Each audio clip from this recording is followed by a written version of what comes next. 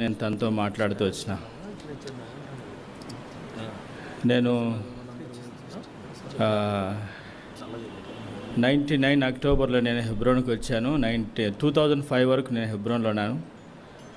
తర్వాత వీళ్ళందరూ హెబ్రోన్కి వచ్చారు. నేను హెబ్రోన్కి వచ్చినప్పుడల్లా అనేక పర్యాయాలు కలిసినప్పుడు అన్న ప్రజలాడన్నా అని ఎంతో దీనుడిగా తాను కనబడుతూ మాట్లాడుతూ వచ్చేవాడు.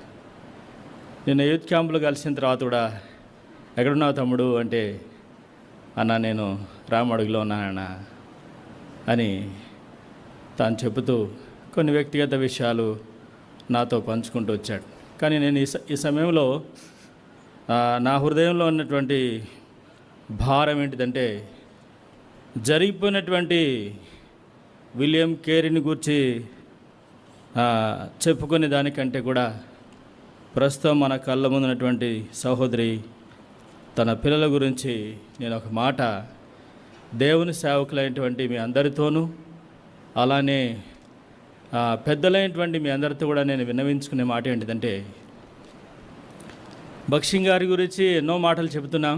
కానీ భక్సింగ్ గారిలో ఉన్నటువంటి ఆ సుగుణాలు మన జీవిత అనుభవంలో, మన సంఘ జీవితంలో మనం అనుభవిస్తే, మనం దాన్ని వ్యక్తపరిస్తే చాలా మంచిది. యాకోబు రాసినటువంటి పత్రిక 1వ అధ్యాయంలో మనం చదివితే 1:27 పవిత్రమును నిష్కలంకమునైన భక్తి ఏదనగా దిక్కులేని పిల్లలను విధరాన్లను వారి ఇబ్బందిలో పరామర్శించుటయు, ఇహలోక మాలిన్యము తన కంటకుండా తను తాను కాపాడుకొనుటయునే.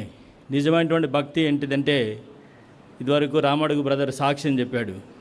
ఆ అన్న చాలా నమ్మకస్తుడు, ₹1 గురించి కూడా మాకు లెక్క చెప్పినాడు అని. ఆయన గురించి మీరు చెప్పారు, కానీ ఆమెను గురించి మీ తలంపు ఏంటిది, మీ ఉద్దేశం ఏంటిది? నతానియేల్ నాగిరెడ్డి చనిపోయినప్పుడు కూడా చాలామంది సాక్ష్యాలు చెప్పారు.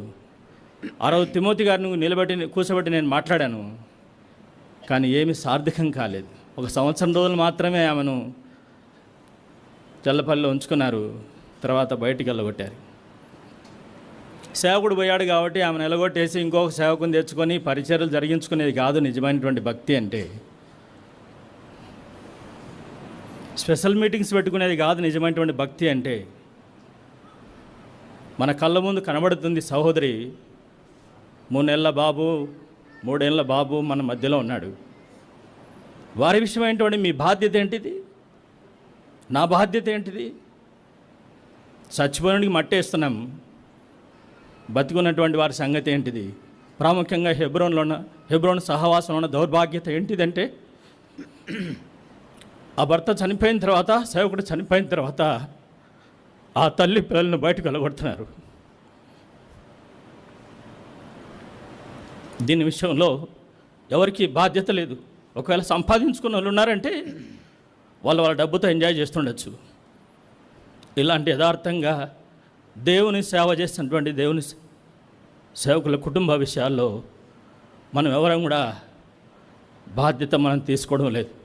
ఆనాడు దైవజనుడు భక్సింగ్ గారు, రేపల్లె రాజరత్నం గారు చెప్పేవారు,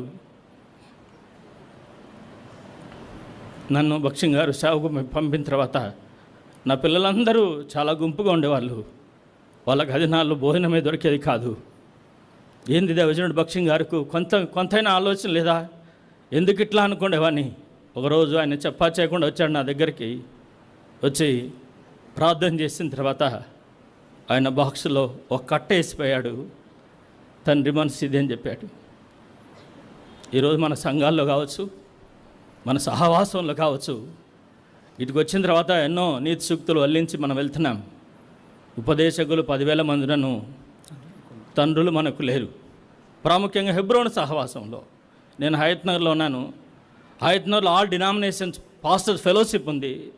ఒక సేవకుడు చనిపోతే, ఒక సేవకురాలు చనిపోతే వాళ్ళందరూ విరాళాలు వేసుకొని 50,000, 60,000, ₹1,00,000 తీసుకొచ్చి ఆ ఇంటికి ఇచ్చి ఆ యొక్క కుటుంబాన్ని పరామర్శిస్తున్నారు. ఈరోజు మనం అందరం వచ్చాము, ఏం చేసి వెళ్తున్నామండి? దేవుని సేవకులారా, దయచేసి ప్రార్థించే పెదవుల కన్నా దేవుని వాక్యం చెప్తుంది క్రియలు లేని విశ్వాసం. నేటి దినాల్లో మన సహవాసంలో ప్రాముఖ్యంగా ఇటువంటి క్రియలు లేనటువంటి దౌర్భాగ్యంగా ఉన్నాం. దయచేసి ప్రాముఖ్యంగా సహోదరి కొరకు, ఆ కుటుంబం కొరకు, ఆ బిడ్డల కొరకై మనం ప్రార్థించాలి. ప్రార్థించడం మాత్రమే కాకుండా మన వంతు, నీ వంతు, నా వంతు మనము చేయగలగాలి. అది మన యొక్క బాధ్యత. అది నిజమైనటువంటి భక్తి, నిజమైనటువంటి సేవ. ఇట్టి సేవ మనకు యుక్తమైనటువంటిది.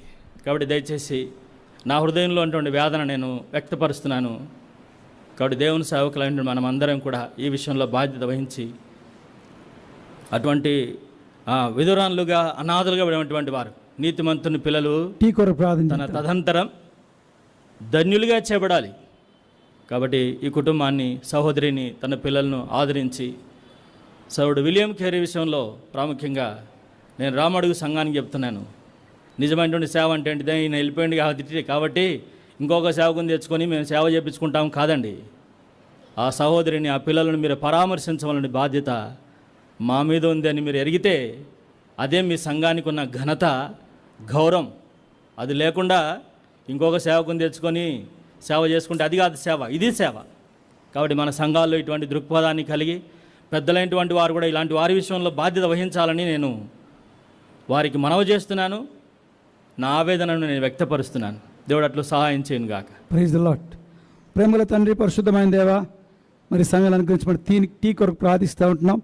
మా ప్రభా మంచి మనసు కలిగి ఇలాగా ప్రభా నీ కొరకు